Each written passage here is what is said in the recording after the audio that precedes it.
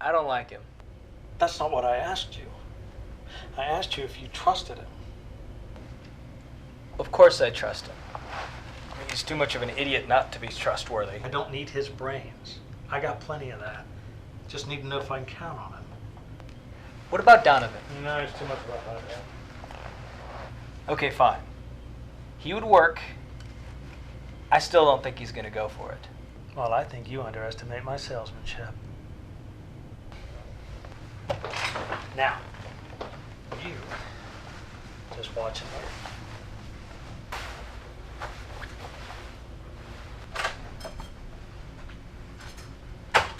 Alex, my boy, come in.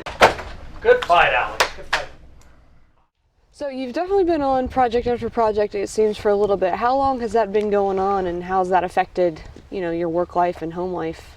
Well, really, the last 2.5 years have been the busiest, but actually I'll back up a little more. I went to Los Angeles for 6 years in the 90s, and I was doing some pretty cool work every now and then.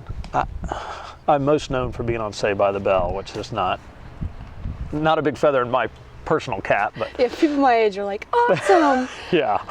But I did a couple of guest spots on Days of Our Lives. I did a couple of bad reality TV shows when reality TV was just starting, like Rescue 911 and Unsolved Mysteries and that kind of stuff. But it wasn't satisfying to me. Well, in the mid-90s, back in North Carolina, things were finally starting to sort of heat up in terms of the independent film world. And not long after I came back, I did a film called Freakers with my friend Mark Young, who is a great writer and director, lives right in Charlotte. A lot of people don't know about him, but they should. His films, he directs them, he writes them, and they are with name talent. And so I did a film with him. I did a couple of films with a couple of other folks here in the area. And that's why I came back, because independent film was starting to happen here. And I thought to myself, Los Angeles is okay, but this is what I really want to do, so why not live in a place I really want to live and do independent film? So I've been doing it since the mid-90s, but really 2.5 or 3 years ago, and this is something else people should know about. I took an acting class, and a lot of the folks in the class were going to this Charlotte film community, and I had no idea what that was. I didn't even know it existed. So a couple of friends of mine, one in particular, Kathy Butler Sandboss, who I think you guys interviewed, she's so helpful. She's such a great friend to film folks in the community and in the biz. But she said, you should go to these meetups. You should check this out. So I did, and I met a bunch of other really cool people in the business. And I started going to these meetups and just networking and just meeting people. So about 2.5 years ago, I starred in a film called 40 Fears, which I'm also very proud of. It's Blaine Miller was the writer and director on that. He's a really talented writer. And I had a great time working on that project. And then from there, I just started sort of meeting more people. I did the Straw House Film short. I did a short called Angel of Hope with the folks from New Daydream Films, which again, I did a short with them. That resulted in me doing a major role in a film they did last fall called Waiting for Butterflies. So last summer, I did an independent film called Triggerfish from folks out of the Charlotte area. Candy Claire Teitelbaum wrote that, and she's very talented. Mike Viney directed it. I worked on a film called Athena with Robert Fillion, also incredibly talented guy. We've interviewed him as well. Well, there you go. I did Waiting for Butterflies with those guys. I did a film in Atlanta called Catania with some folks there who raised money for an independent film. And then I did Strange and Unusual in January. My Name is Paul in February, and working on Live Evil now. So I'm really fortunate. It's been a really amazing run the last couple of years. And if they all come out, I'll have about 6 independent films coming out this year that I have hopes for all of them. I think they all have great potential. I think they're all well-made films and well acted. And so that's how much the community has grown just in the last few years. And I would say for anybody starting out around here, or even relatively new, keep going to the meetups. there's a lot, you know, to be garnered from the folks that you meet there and the relationships that you make.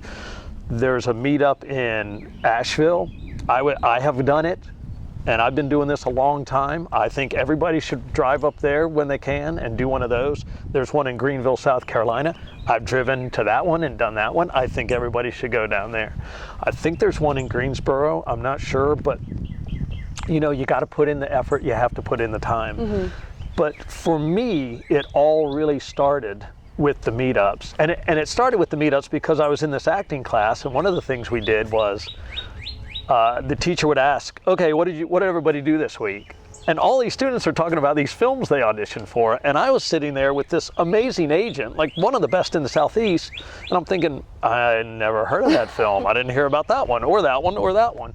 So I started asking people, and they said, oh, they're independent films, and we heard about them here, here, here, and really the meetup was sort of where it all kind of came together. Okay.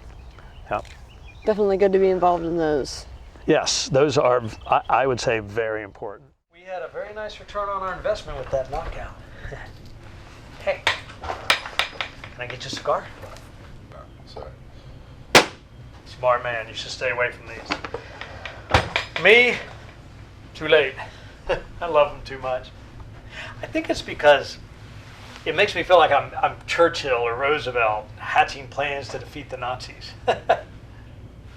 Tell me, do you know anything about the Enola Gay? So I figured people can live however they want to live. No. No, Alex, no. The Enola Gay was an airplane in World War II. It held a nuclear bomb called the Big Boy. When dropped on Hiroshima, it destroyed an entire city. Of course, people debate whether or not we should drop nuclear bombs on Japan. We have such debates. What are your thoughts about that? I figured they had it coming, so. See, that is why I like you. You don't get caught up in the complexities of right and wrong, good and bad, ethics and morality. It's simple. They hit us, we hit them right back, right? What other kind of advice could you give out to people just getting into it, or people that have been into it, maybe hit a rut and can't seem to, you know, get back going again? That's really a good question, because the rut is something that we all deal with. You know, there's some really specific things that I talk to students about all the time. One is, and it seems like a little thing, but I have one email address that I use for all of my acting stuff. I go through the submission process. Then if I get actually called, you know, to audition, I will audition for it. Once I send the audition tape off, or the callback, if it's a callback, I go back into my email and I erase everything that has to do with that. I delete it all. Now I usually keep it in my trash for a little while, but I delete it out of my inbox, because I think it's incredibly important for actors to look ahead, look ahead, look ahead. Work on what's right in front of you and look ahead at what's next. Way too often, I think actors get into a rut because they're constantly thinking about what they just did. Am I going to get it? Am I going to get it? Am I going to get it? Are they going to call? Are they going to call? So you're stuck back there instead of just moving forward.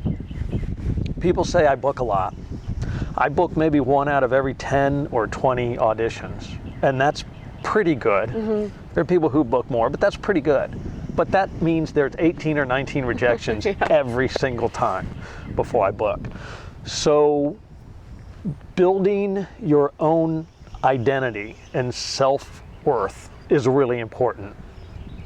Believing in yourself is incredibly important. And then just the overall general advice that I talk to about the Facebook pages, about the casting websites, about going to the Charlotte Film Community meetups.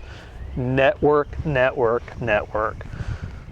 When people are working on a project, there are so many things to think about. When a director and a producer and a director of photography are all getting together and they're talking about all this stuff about a film, they can't think about the actors all the time. You have to stay in front of people. You should do it diplomatically. You should do it, you know, in a nice way, in a professional way, but you got to stay in front of people. You got to let them know you're out there. Let them know you're working on something.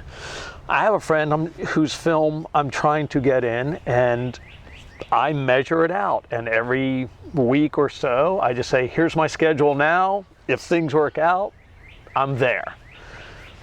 And then there's a time where that stops. Yeah. But, you know, reminding people of who you are and what you do at the proper time is incredibly important. But above all, almost above all of that, find things to audition for and do that. You can't get into something unless you audition for it, and you cannot get good at auditioning unless you do it a lot. And in this business, even that comes and goes. Even with the great agent I have, there are certainly dry times where I don't audition a lot.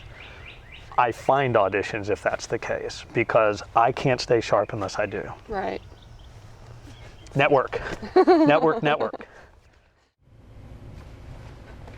You see, Alex, tonight was our nuclear bomb. You were the nuclear bomb. I mean, nobody in this city wants to mess with you. So, we hope to provide you with an offer. Okay. We want you to be seen with us as we conduct business. If people see you with us, they're certainly less likely to do anything unbusinesslike. Now, for your service with us and your fights, we're prepared to offer you $2,000 a week. $2,000 a week. That's what you get when you're the best. I can't think of a reason why not. That's exactly what my missus said when I proposed to her. That's great. Glad to have you aboard, Alex.